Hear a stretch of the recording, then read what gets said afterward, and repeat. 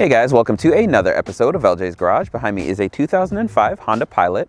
So interestingly enough, I don't want to drive the M3 in the winter weather or anything like that. So I've been on Craigslist and Facebook Marketplace and all those cool websites trying to find a budget little A to B car that I could buy just to get through the winter. So here I am with one of my favorites, and after spending like a week or two on Facebook and the Marketplace and all of that, you find some really interesting cars. But I want to show you guys that for between $1,000 to $5,000, you can find a nice car to get you from A to B and still get some of the cool features that we love today. So before I dive into this one, I want to point out one thing. If you have a hunk of junk, but it has four-wheel drive or all-wheel drive or anything like that, or even winter tires, it's going to bump up the price just a little bit more. So it may be ugly, but it's functional in the snow. Be ready to pay a little bit extra. Luckily for me though, this Honda Pilot right here is actually not ugly. It's pretty attractive considering that, you know, it's not extra stylish or featureful or anything. And I think Honda actually did that on purpose because this Pilot is actually a similar car to the MDX, which is a fancy Honda, the Acura.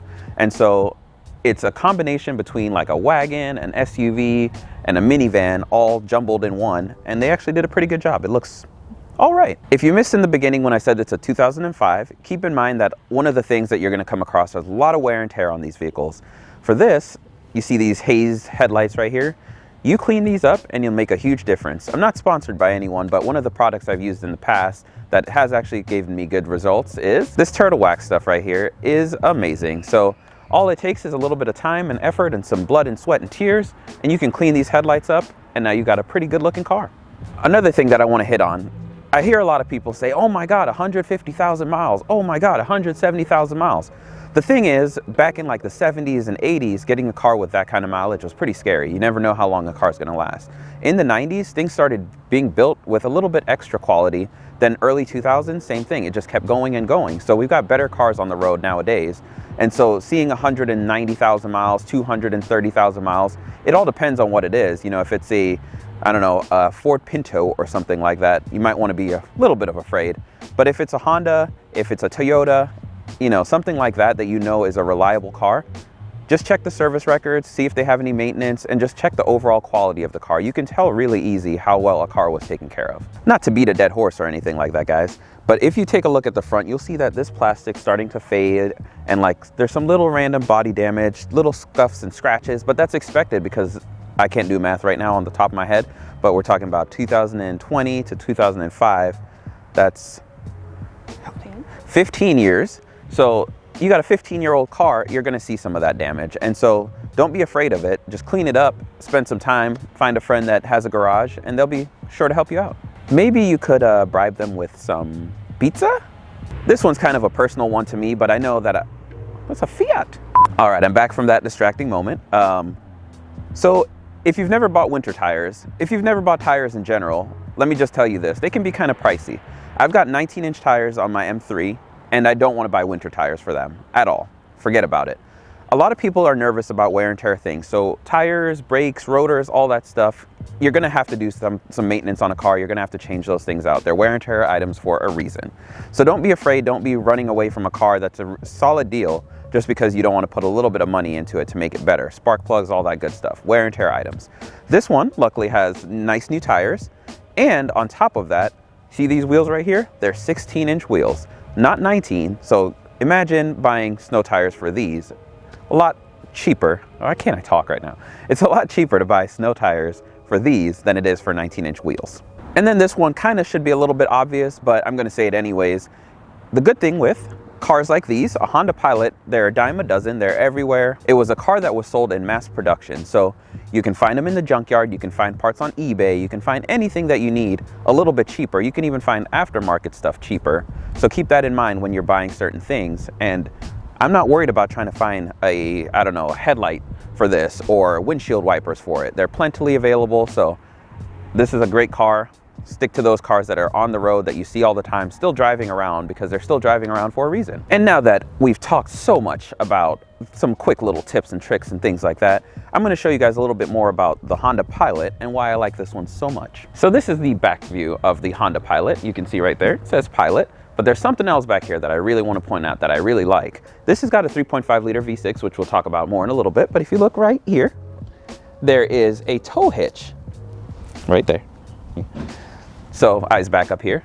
right here. So that tow hitch is a part of a towing package that Honda offered, which allowed you to tow 4,500 pounds with this Pilot, which is actually pretty practical and usable. I'm gonna open this up and show you guys what's in there. Hopefully no dead bodies or anything. I haven't looked in advance, so forgive me if there's anything weird. So this is a midsize SUV, and it doesn't look very large from outside, at least to me personally. I always think of like the Explorers as being massive, but this is actually about the same size as an Explorer. So I'm gonna pop this open and you'll see that you'll have a good bit of storage available. Ignore the stuffs. But there's also a third row seating option, which, there's your third row seat. And so for a sub $5,000 car, you can actually get third row seats. Pretty nice, huh? The one downside to this third row seating option is with the seats up, this is for small sized people or children. There's not a lot of room back here at all. But like I said, no car is perfect at under $5,000. So there's gonna be a couple issues, right? So take a look up here. You'll notice that this headliner is starting to go a little bit. Sagging headliners, that's a common issue. It's nothing difficult, but it does take some time to fix. Again, you gotta hit up that friend that's got a garage and some tools and some spray adhesive and all that good stuff, and just put some work in and make it look good. And if you don't need the third row seats, which I don't think I ever would unless I somehow miraculously have like, what's that, quadruplets or something like that. But let's say you put the seat back down. If you come over here real quick, you'll notice that you've got cup holders, which are fancy and nice.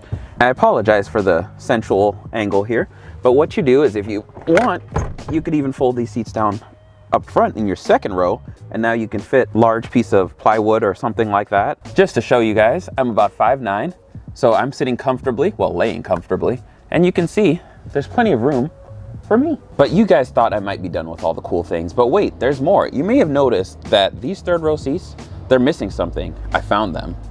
If you just push this here, got little secret storage. I found the headrests. Now I'm gonna hop in this back seat. And unlike these third row seats, there actually is a good bit of room back here. Again, 5'9", nice and comfortable. I can spread out just a little bit. And these do have a little bit of a adjustment, so you could give these guys a little bit more room. There really isn't much to it. If you come over here, I'll slide a little bit. You got cargo nets for storage. You got climate control vents right here. And then you can actually have automatic climate control back here as well. So cup holders, leather, all this for under $5,000. The other cool thing is with a car that's got this much history and seasoning, you can actually get a lot of hidden surprises. Like check this out right here. Under this, we've got double floor mats. I'm not paying extra for that. I want to talk about something, and a lot of you may not have noticed this, but since 2005, bottles have gotten larger. I'm talking about water bottles. So we've got a standard cup holder right here. And you see this? This is a bottle from 2005. They aren't this size anymore, but it fit perfectly in these cup holders back in the day. So I'm gonna show you guys a couple things under the hood specifically, but for this one, you've got a 2005 and it's the 3.5 liter V6 that makes 255 horsepower and 250 foot-pounds of torque. You do only get one transmission option, and that's a 5-speed automatic. So Honda's got a really cool 4-wheel drive system. I believe it's VTM4 is what it is, and what it does is it normally is front wheel drive, you're driving around, but if it detects any crazy slippage or something like that that triggers it, it'll send up to 50% of the power to the rear wheels, which actually makes it so that you don't slide around and look like a fool when the weather's inclement and bad. The next thing I want to just say is whenever you're looking over the engine bay, I know a lot of people, they'll pop the hood and they won't know what they're looking at. They'll be like, yep, that's an engine. So I don't want you guys to be one of those people or those types of people. You're looking for any sort of leaks. That's the most obvious thing. You want to look at the belts and check for wear and tear. You want to listen to it when it's on, listen for squeaks and rattles and metal grinding noises, and overall just a couple things. Like if you take a look at that battery, you'll notice that there's some corrosion going on, and you can check the date that the battery was manufactured and how long it's good for. Even ask the owner those questions. You know, don't be afraid to do that. You can pop open that air filter right under there and check to see the status of it. You can check how dusty it is. Like you'll see that this one actually has been worked on. You know how I know? Because somebody signed it. So their signatures showing me that there's been someone here. And I don't know if they did a good job, but I know that they at least took the time to put some art on this engine bay. For the gas mileage, we're talking about 20 highway and about 17 something like that city, which is actually really good for a 2005 midsize SUV like this, and then we'll hop inside and I'll talk about a couple more things. I did forget to mention that this has got a 20-gallon tank, so it's a little costly to fill up, but the gas mileage and the all-wheel drive and all those things actually make up for it. The next thing I want to actually touch on is if you look up, you'll see this sunroof right here, but that sunroof is also accompanied by a sagging headliner. So you can't forget that this car is going to need some work and some love and some care, but it's nothing hard, it's nothing terrifying. And then you've also got CD player, and then whatever this thing is right here, you've got one of those. So if you guys know what this is, right there, this thing, that square shaped device area, go ahead and let me know down in the comment section below, and I look forward to hearing what wrong ideas you guys come up with. Down here you've got a 6 compact disc changer, so that's pretty nice. Luxury to the best there. Other than that, you got standard gauges, you've got some steering wheel controls, which is a fancy thing on the EXL, so the L is for leather and extra luxury.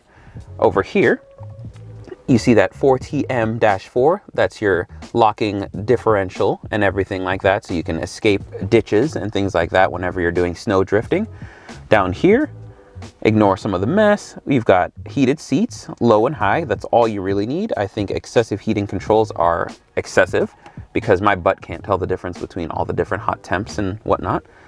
Other than that, it's a pretty standard Honda 2005 interior. You don't really get a whole lot. There's no automatic wiper blades. You do have to turn your headlights on and off, and if you forget to turn them off, guess what? Your battery will die. Yeah. It's a car. It's a car, and it's a solid one at that, but you got to remember it's a 2005. We've come a long way. So for those of us that have 19s and 2020s and all those fancy luxury things, and we just want a car to get us through the winter, you're gonna have to be a little humble and remember where things all started and where you came from, and enjoy the ride. And if you're worried about storage, don't worry, Honda's got you covered.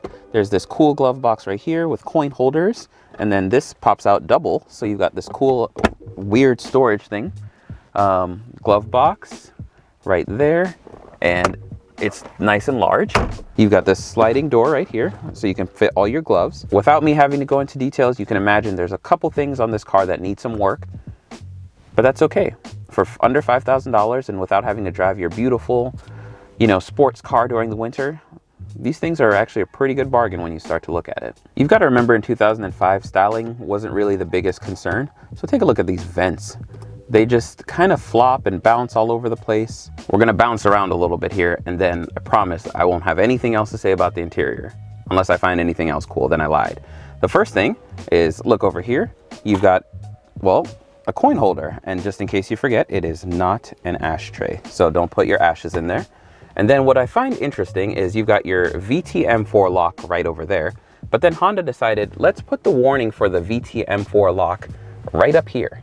So, in case it's something important, they're gonna put the warning way up there. And this warning reads, the VTM4 lock button should only be used in situations where you are stuck or may become stuck in snow, sand, mud, or starting on steep hills. It should be disengaged when your vehicle is free. Why is that warning not there? Or why is that button not up there? You'd think you'd have the two things together. Man, I am just scratching my head today. We've got a spot for the coins right there. We've got a spot for the gloves, but the gloves and the coins are not where they're supposed to be. I was getting ready to start the car, and then I realized, if you look over here, it looks like somebody tried to pry that open.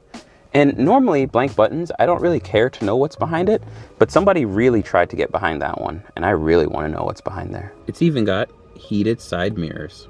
All right, we're off for a drive. So far so comfortable. These things actually ride really, really nice. Turning feels good. It's a little bit vague. Acceleration, not bad. It's got a lot of life left in it. And I can tell you, I'm not afraid of these Hondas with 150,000 miles or anything like that, because I've been a fan of Honda since the day I could drive, or probably since I was born, but I've been a loyal BMW fan longer than I was a Honda fan. So BMW till the day I die. Really, there's not much else to it. There's not much to say. I told you the gas mileage. I told you what it feels like. There's no surprises. There's no frills. There's actually a surprising bit of room. If you look back there, you'll notice that it's not that large. It just seems like it does, or it is, because you can fit 8 people in here. But overall, it's comfortable, easy to drive, easy to maneuver, and you'll forget about things like not having a backup camera. I'm just kidding, you won't forget that. And you'll have to check your blind spots manually, so you won't have a little beep or a light that comes on, and it's all right. You don't need all those things, because for the longest while, we were driving cars, well, maybe not me, I only started driving in 2009, but for the people before me, they've been driving a lot longer, and they didn't need all those things. It definitely keeps people alive, makes you safer on the road, but without those things, this car is exactly what it is, just an A to B car to take care of you, get you there safely, and the rest is all up to you, what you do. If you're on the market for a car to just get you from A to B so you can park your nice sports car in the garage or whatever it is that you're driving around, be sure to just take some of the things I've said and find something that works for you, because a lot of those cool things you can find out there. You just have to be willing to look a little bit, maybe drive a little bit further out of your radius. But thank you guys so much for checking out yet another video in LJ's Garage. If you're new to the channel, consider subscribing. Be sure to like, comment, subscribe, all that good stuff, and see you next time.